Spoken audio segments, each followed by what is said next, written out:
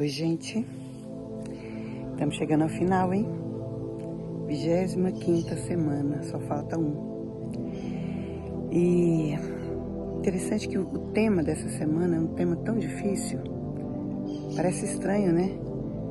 Mas essa semana eu vou falar sobre a dor. Quem escreveu esse texto não fui eu. Os dias da semana eu fiz, né? Mas o texto não fui eu que escrevi, foi uma grande amiga minha, muito amada, uma irmã, uma filha, uma mãe, sabe? Aquela pessoa que você tem esse tipo de relacionamento. E que passou por uma dor muito, muito grande, muito difícil. Eu a amo demais. E quando veio esse tema, quando ela mandou o texto para mim, eu perguntei para ela se eu poderia colocar no meu devocional, fui autorizado por ela. E na verdade eu queria que ela gravasse esse dia, mas não foi isso que aconteceu. Eu estou aqui gravando, porque nós vamos falar sobre a dor. Dor é algo que faz parte da nossa história, é algo que faz parte da nossa vida, é algo que acontece desde o momento que você nasce. Porque quando você nasce, o bebê, quando ele nasce, ele chora, porque o respirar dói, o abrir os pulmões. E a gente passa a vida chorando, né? A gente chora de alegria, a gente chora de tristeza, a gente chora de raiva, a gente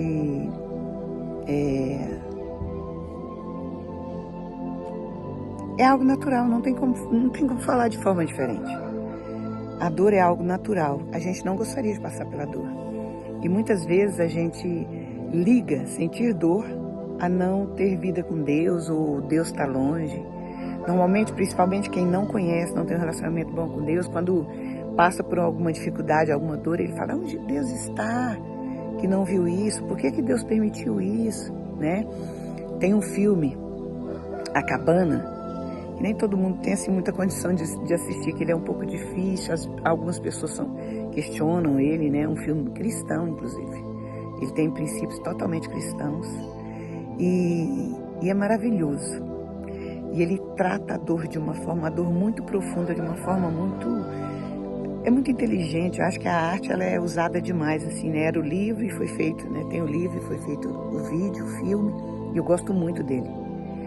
E ele nos ensina muito sobre dor, nos ensina muito sobre juízo, nos ensina muito sobre justiça própria, nos ensina muito sobre questionar a Deus quando não se entende Deus. Nós não entendemos Deus. Deus é para ser adorado, não é para ser entendido, né? E todas as vezes que a gente começa a querer questionar Deus, a gente mostra que a gente não o conhece. Então eu quero falar sobre a dor essa semana. Uma outra grande amiga uma vez passou por algo bem difícil e deram para ela um quadro escrito: toda dor é por enquanto. E eu até um dia eu escrevi, eu falei no meu Instagram sobre toda dor ser por enquanto. Porque a dor, ela passa. No momento é muito difícil, no momento a gente não gostaria de passar, né? Mas ela passa. Então, por isso que essa frase, toda dor é por enquanto. E principalmente quando você vê um relacionamento bom com Deus, por mais que a dor venha, mas existe uma paz que a gente não consegue explicar, a paz que excede a todo o entendimento. Você sentir uma dor e saber que Ele está ali com você, que Ele está cuidando de você. É a única forma. Eu sempre digo, como é que a pessoa que está passando por dificuldade, perdas, dores, que não conhece a Deus, como é que ela vive? Como é que ela passa por isso? Eu não consigo entender. Eu não consigo entender uma vida sem Deus. Eu não consigo entender uma vida sem nos relacionarmos com Deus. Então eu quero falar disso. Eu quero ler algo que está aqui, que foi o que ela escreveu. Eu acho que vale a pena. Dor. Uma pequena palavra com 3 letras que te mostra o poder de transformar vidas. A nossa alma não quer sentir dor.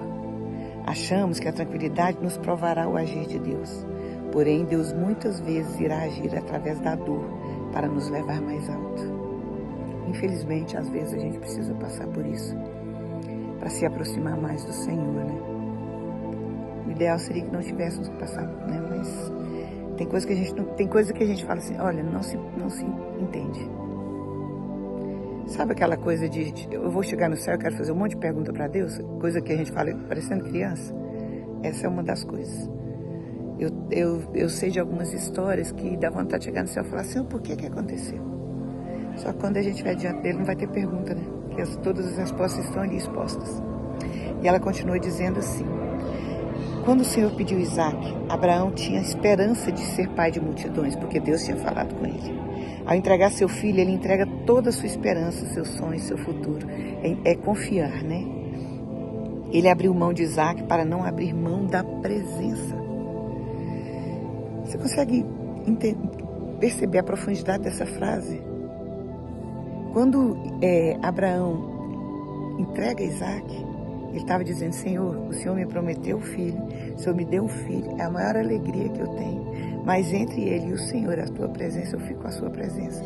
Foi isso que ele fez quando ele entregou o filho dele.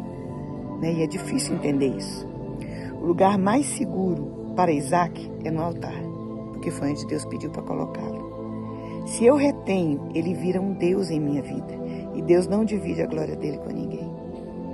Cada palavra dela foi muito profunda e muito verdadeira, porque conta algo que ela estava vivendo. Né? Quando o Senhor pediu Isaac, Abraão não entregou quando subiu ao monte e lá pegou o cutelo. Não, ele já tinha entregado dentro do seu coração. E só após entregá-lo, conheceu o Deus que tudo provê. Ali, ele se tornou o pai da fé e amigo de Deus. Ele só se tornou amigo de Deus porque ele confiou em Deus a ponto de entregar o próprio filho.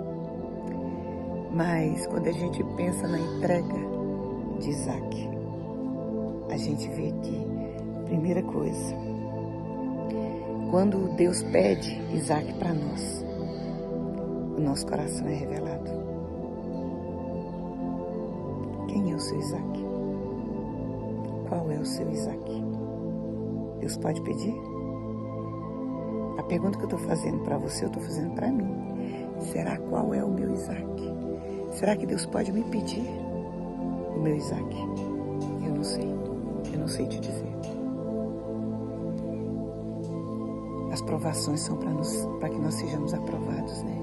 E o pedido de Isaac certamente é uma grande provação. Outra coisa que nós temos que entender, é melhor não ter Isaac do que não ter a presença de Deus. O que é melhor? Não ter Isaac ou ter a presença? Terceira coisa, Isaac dói, Isaac custa. Quando Deus pede, você consegue imaginar? Abraão tem um filho com 100 anos. Deus chamou ele com 75, mas ele tem um filho com 100 anos. Ele esperou 100 anos por Isaac. E quando Isaac cresce, é seu amigo. Muitos pensam, né? Isaac era uma criança. Não, meu querido, Isaac era um homem. Os estudos nos mostram que Isaac tinha 30 anos. Ele é um tipo de Cristo, né?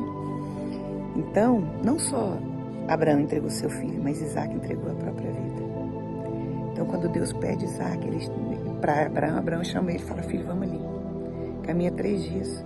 Depois de 3 dias, ele deixa os moços, sobe com ele e fala, vamos.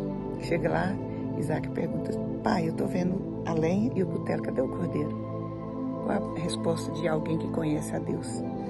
Abraão responde, Deus proverá para si um cordeiro. Isso é confiança e relacionamento profundo demais. E nós precisamos viver esse tipo de relacionamento. Quando Isaac se entrega, porque ele conhecia o Deus do pai dele, Deus diz, 2 corações, não foi só um coração aprovado, foram 2. E ele fala, filho. E como se Deus falasse, filho, pode levantar o seu filho, porque eu conheci o seu coração. E ele provê para si um cordeiro. O interessante, esses dias eu lendo algo sobre esse momento de Isaac, né? De a entrega de Isaac. A Bíblia diz que o cordeiro ele estava preso pelos chifres. Você sabe por quê? Porque o cordeiro, para ser entregue, para ser imolado, ele tinha que ser perfeito. Se ele tivesse preso nos espinhos, nas galhas, por outra parte, certamente ele seria machucado para poder ser retirado para ser ofertado. Mas Deus colocou ele pelos chifres. Por quê? Pelo chifre não machucaria o cordeiro, não estragaria a carne do cordeiro, não estragaria a oferta. Então ele é preso pelo chifre e ele é pego por Abraão, e Abraão e Isaac oferecem juntos como pai e filho a oferta que o Senhor pediu. Meu Deus, isso é muito profundo. Outra coisa que nós temos que entender, a dor nos leva a conhecer a Deus. Infelizmente, muitas vezes nós precisamos passar pela dor e nós temos inúmeros exemplos disso. De pessoas que precisavam. Tem até uma frase, né? Quem não vai por amor, vai pela dor. Uma frase popular. Mas infelizmente isso é uma verdade. Muitas pessoas, para viverem e se relacionarem com Deus, eles têm que passar pela dor para conhecer a dor. É um Deus que acalenta, é um Deus que cura, é um Deus que sara, mas é pela dor. E é muito ruim, né? E por fim, a dor traz cura, libertação, salvação e vida eterna. Eu creio que essa semana vai ser uma semana de muito aprendizado para você, para todos os que estudarem, né, o nosso devocional. A música da semana é Alívio. És o meu alívio. E quantas vezes nós precisamos clamar pelo alívio do Senhor, né? Que você e eu não precisemos passar por momentos de dor para conhecer o Senhor e reconhecê-lo como Senhor das nossas vidas. Que nessa semana as suas dores sejam curadas.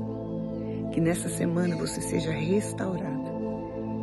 Que nessa semana você conheça e reconheça o Senhor como Senhor da sua alegria, da sua tristeza, da sua saúde, da sua doença, da sua alegria e da sua dor. Deus te abençoe. A gente se encontra para a última semana, já já.